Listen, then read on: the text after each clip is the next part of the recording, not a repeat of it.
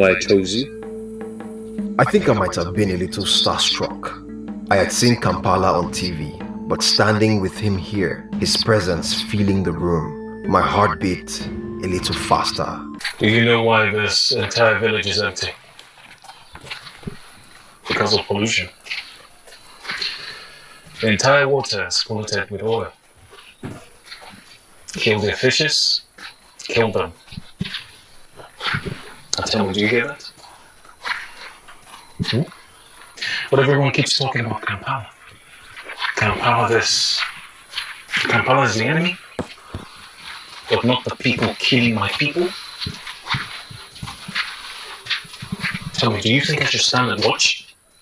But blowing up the pipelines, it doesn't serve anybody. The pipelines.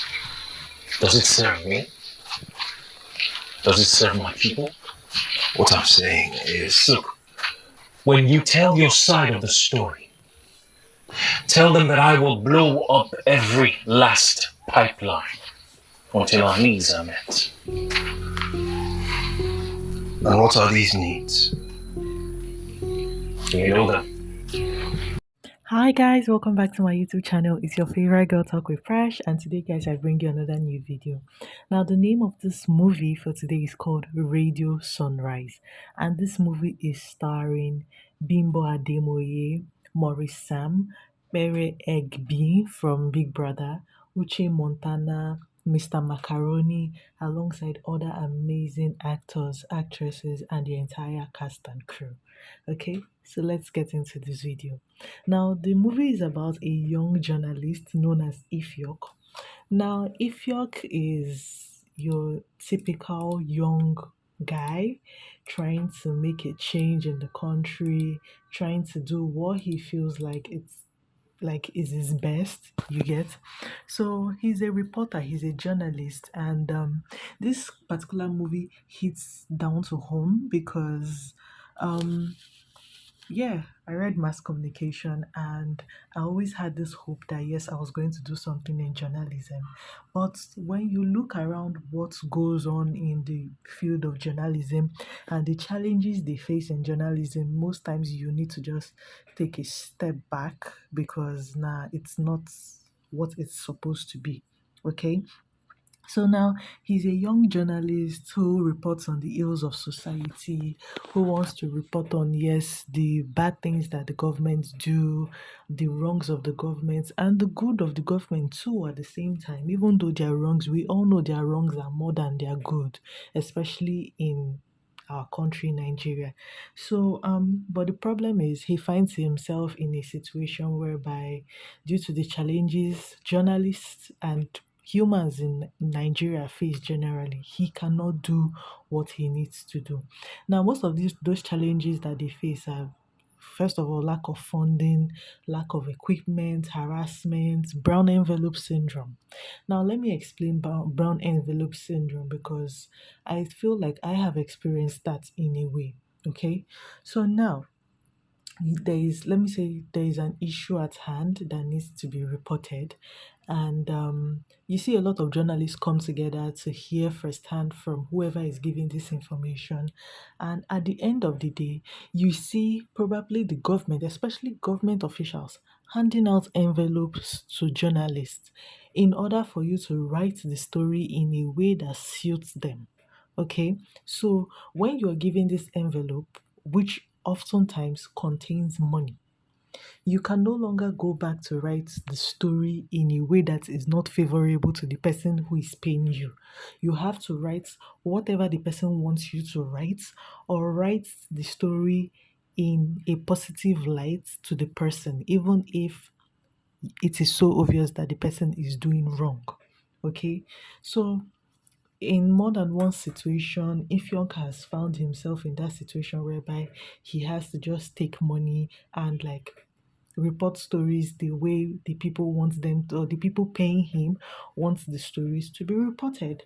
But still his conscience would not let him because he has that zeal for wanting to report true factual stories.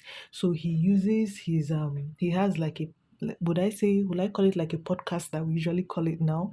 More like a radio program where he talks about the ills of the society. He says the truth for what it is. Okay. So while he was doing that, that was like a way of soothing his conscience. One day his what do I call him now? His station manager calls him and says, "Okay, your shows are not bringing in as much advertisements and all that, so your show will be cancelled." And he just was not having it because that was the only way he could let out the truth that he felt like was not being said.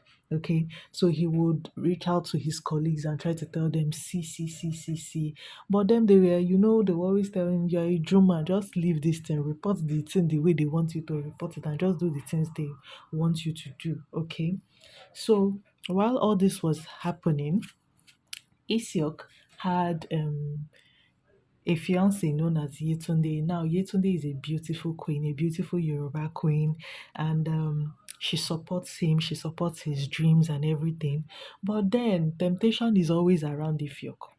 Now, Ifyok has this young IT colleague, Sarah, that comes in, and of course, Sarah likes him. And see, I won't even call it seduction because it's a two-way thing. There is nothing like you made me, you did not make me. Ifyok and Sarah end up like sleeping together, and Yetunde catches him. And when Yetunde catches him, Yetunde wasn't having it and she decided to leave him. Now, in a bid to clear up his mind from the fact that, oh, he had lost Yetunde and the fact that he was about to lose his station program, he decided that he was going to go to his village. He comes from the Niger Delta region. He was going to go to his village, get more thrilling stories because they had like this whole militant issue that was happening there whereby people were being kidnapped, people were being killed. So he was going to go there to get like first-hand stories so he could report and boost up the viewership of his program. So he travels back to the Niger Delta. His parents are from the Niger Delta, so he travels back. There he meets up with a militant known as Kampala.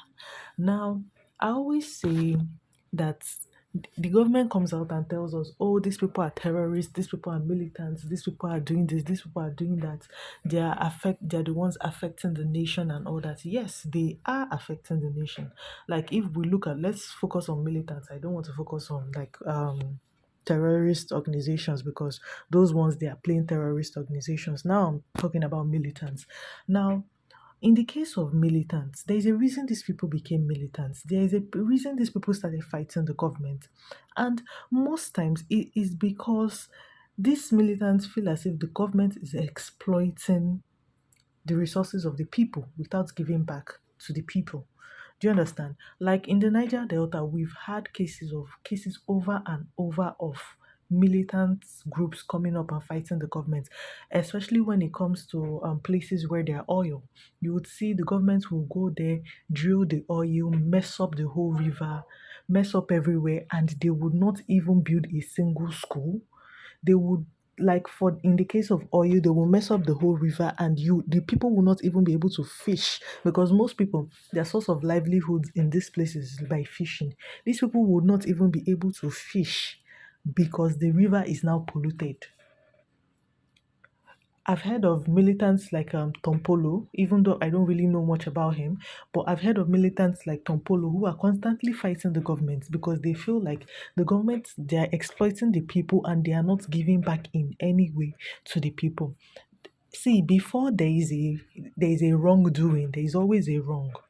Okay, so this movie was a way of buttressing the fact that yes, the government, they are responsible for so many things that are bringing about all these militant groups that are causing harm to the people. Because at the end of the day, when two elephants are fighting, who suffers? It is the grass. In this case, the people are the grass. When the militants are fighting for what they seem to see that is a good cause, and the government is fighting the militants, who tends to suffer? It's the people. The people become the what, there's a word for it. I can't really remember the word right now. collateral damage. That is what it is. The people end up becoming collateral damage. Most times it's the people, the innocent people, that end up dying. It's the innocent people that end up losing their lives, their properties, their means of livelihood because of what is going on.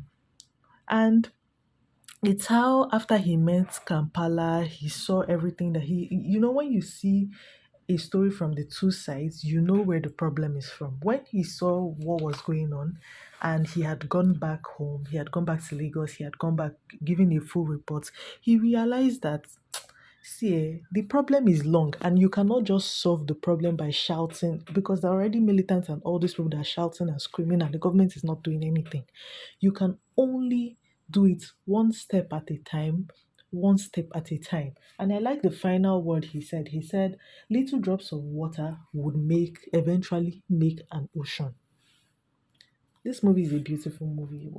It's a beautiful movie.